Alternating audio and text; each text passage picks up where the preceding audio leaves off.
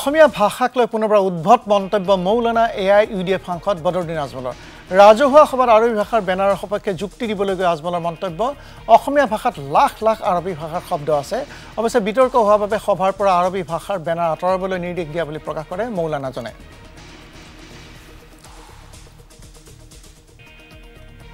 এখন আরবি ভাষার এখন ব্যানারের উপরে যেটা বিতর্ক সৃষ্টি হয়েছে এইটো ব্যানারটো আমি হটাই দিবার কথা কৈ দিছো হ্যাঁ কেন আরবি এই ব্যানারটো আজি অসমত আমার অসমীয়া ভাষাত আরবি লাখ লাখ ওয়ার্ড আছে হ্যাঁ এইটো এইপানে আমি নাযাওঁ আমি এটা ব্যানার লাগাই কালি কিছু মানুহে আমাক দান দিছিল যে পিওর ড্রিঙ্কিং ওয়াটার আমার ইয়াত নাই হাজার কিসিমৰ বেমাৰী টেমাৰী পানীৰ ভিতৰত থাকে